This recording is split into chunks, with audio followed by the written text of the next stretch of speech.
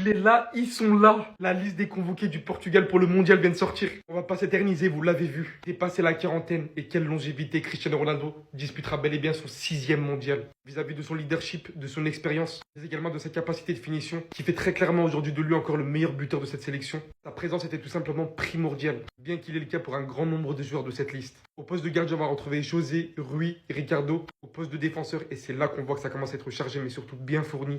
Diogo Dalot, Matheus Nunes, Nelson Semedo, João Cancelo, latéral droit, Nuno Mendes, latéral gauche, le crack Gonçalo Inácio, Renato Veiga, Ruben Dias et pour finir, Thomas Araujo. Ce que je vais vous lister maintenant, l'un des meilleurs milieux de terrain de ce mondial, si ce n'est le meilleur.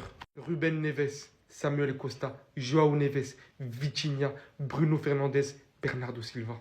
Si l'entente arrive à être à son paroxysme, si le collectif arrive à prendre, personne ne peut déjouer ce milieu de terrain, les gars. Au poste d'attaquant pour moi, et malgré les grands noms, c'est le côté où pour moi ça reste le moins fourni. D'office, Joao Félix et Rafael Leao, tout comme Bernardo Silva d'ailleurs. Arrivé dans cette sélection manque très clairement de constance et de régularité. On retrouve quand même Trincao, Conceição, Pedro Neto, Gonçalo Guedes, Gonçalo Ramos et pour finir bien évidemment Cristiano Ronaldo. Pour moi, il reste sûr et certain que si certains joueurs de cette liste décident vraiment de mouiller le maillot et que certains arrêtent d'être nonchalants, ils peuvent littéralement aller chercher enfin une Coupe du Monde pour ce mec-là. Ah, parce que vous avez cru qu'il serait pas là? Vous avez cru qu'il allait pas avoir Ronaldo à la dernière Coupe du Monde? Les gars, la liste du Portugal vient de sortir. Cristiano Ronaldo en attaque. Il sera bien disponible pour cette Coupe du Monde 2026. C'est la dernière danse pour lui en sélection. C'est la dernière fois qu'il va participer à une Coupe du Monde. Et qu'on se le dise, hein, il est quand même vachement bien entouré. Hein. Je pense que dans sa carrière au Portugal, il a jamais été aussi bien entouré.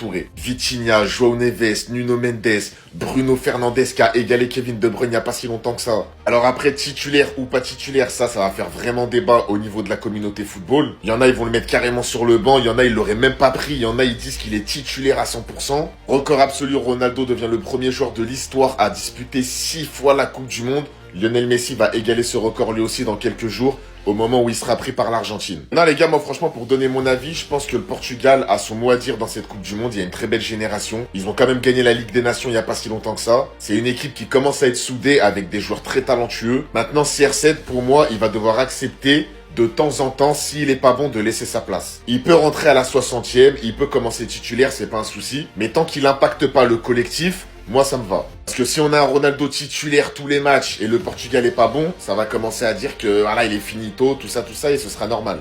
Elle est enfin là les gars, la liste du Portugal pour la Coupe du Monde 2026. C'est à peu près du classique, c'est à peu près ce à quoi on s'attendait, mais je suis quand même étonné de certains choix. Donc déjà on commence dans les buts avec Diogo Costa, Rui Silva, José Sá et Ricardo Velho. Donc déjà j'ai pas compris pourquoi il a pris 4 gardiens, mais bref, on s'en fout. Ensuite en défense, on a Matheus Nunes, Dalot, Semedo, Cancelo, Ruben Dias, Inácio, Thomas Araujo, Renato Veiga et Nuno Mendes. Pareil, il a pris 5 latéraux, je sais pas pourquoi faire. Pourquoi il a pris Semedo, je sais pas. Je suis quand même content en défense qu'il ait pris Thomas Araujo à la place d'Antonio Silva, parce que moi je préfère largement Thomas Araujo. Au milieu de terrain, on a Samu Costa, Ruben Neves, Vitinha, João Neves, Bruno Fernandes et Bernardo Silva. Donc là-dessus, moi perso, Samu Costa, je suis pas un grand fan. J'aurais largement préféré qu'ils prennent Matheus Fernandes qui montre des très belles choses avec West Ham. Je suis vraiment déçu pour Matheus Fernandes parce que pour moi, au vu de ce qu'il montre vraiment avec West Ham, il méritait d'être dans cette liste. Sinon, le reste, c'est du classique, c'est normal.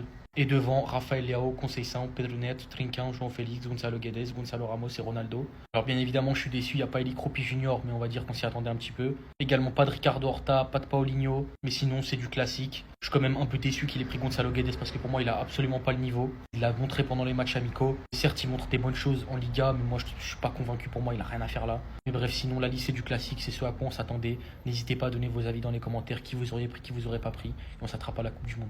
Je savais qu'il allait faire de la merde. Je savais pas comment. Puis quand le mec il a annoncé déjà que dans la liste il y avait 4 gardiens, je savais que ça allait partir en couille. En vrai la liste, la plupart des choses, c'est cohérent. Mais franchement il y a des noms, la vérité je comprends pas. Et il y a des absences, il va falloir me les expliquer aussi. Du côté des 4 gardiens, pas de surprise. Diogo Costa, José Sá, Rui Silva, Ricardo Velho, voilà, pas de surprise. La défense, Nelson Semedo, qu'est-ce qui branle là? Diogo Dalot, Matheus Nunes, João Cancelo, Nuno Mendes, Ruben Veiga. Carrément, j'ai mélangé Ruben Dias et Renato Veiga, Gonçalo Inácio et Thomas Araujo. Bref, à part ça, pas de surprise. Derrière moi, il y a Vitinha, vous avez pu le voir juste avant de toute façon. Samu Costa, Ruben Neves, les deux sgegs qui n'ont rien à foutre là. Va falloir m'expliquer comment ces deux sgegs là, ils sont appelés pas Matheus Fernandes, ensuite João Neves, Bruno Fernandes et Bernardo Silva pour les milieux. Franchement, l'absence de Matheus Fernandes pour les deux Grecs, ça m'énerve de baiser. Ensuite, l'attaque, il y a quelque chose, ça va pas aussi. Joe Félix, énorme saison avec Al Nassr, rien à dire. Trincao, la même chose avec Sporting. Conceição, dur avec la Juve. Pedro Neto, c'est un peu moins bien ces derniers temps avec Chelsea, mais ça reste un très bon joueur. Rafael Leao, pareil, il est pas très bon ces derniers temps avec le Milan AC. Gonzalo Guedes, grosse saison avec la Real Sociedad, je comprends en vrai. Ensuite, Gonzalo Ramos, bon, il est moins bien avec le PSG ces derniers temps, mais bon, vas-y, c'est le remplaçant de CR7, qu'est-ce que je te dise. Et CR7, bien évidemment. Voilà, comment vous dire que Ricardo Horta n'est pas dans cette liste, quoi.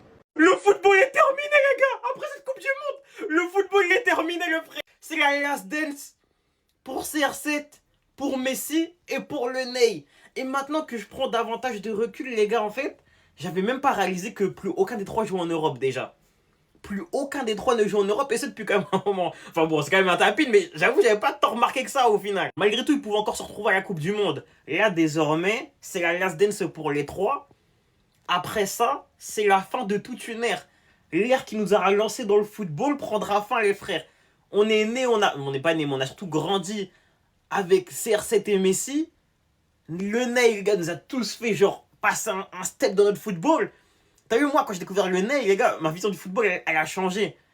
Genre, les gars, je suis tombé amoureux de cet homme. Rendez-vous compte de la folie, les mots sont forts. Mais c'est vraiment le cas. Je pense que sa meuf l'aime pas autant que je l'aime. Je le pense sincèrement, les frères. Et aujourd'hui, enfin, du moins demain, cela prendra fin. Les gars, je vous promets, rien que d'y repenser, ça me fait mal au cœur. Hein. Putain, les trois gouttes. Les trois gouttes, les gars. C'est les trois gouttes.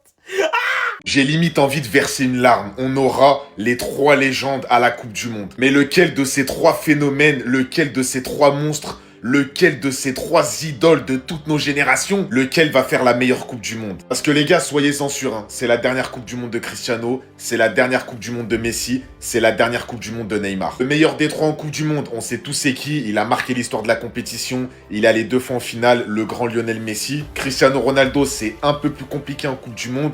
Il a pas fait grand chose. Neymar, il a jamais gagné de Coupe du Monde, mais il a quand même un peu plus prouvé dans la compétition que CR7, je trouve. Et ça va tellement être légendaire de voir le Portugal jouer, l'Argentine jouer, le Brésil jouer. D'ailleurs, les trois, ils avaient parlé sur la Coupe du Monde. Messi, il avait dit la logique était que je n'y arrive pas, en gros à la Coupe du Monde. Mais bon, on y est maintenant. CR7, il avait dit ce sera mon dernier mondial, j'aurai 41 ans et je pense que ce sera le moment. Et Neymar, il avait déclaré j'ai une dernière mission, la Coupe du Monde 2026. Si Ronaldo gagne la Coupe du Monde, ce sera la première de son pays et la première qu'il a gagnée. Messi, ce serait la 4e de l'Argentine et la 2e qui gagne.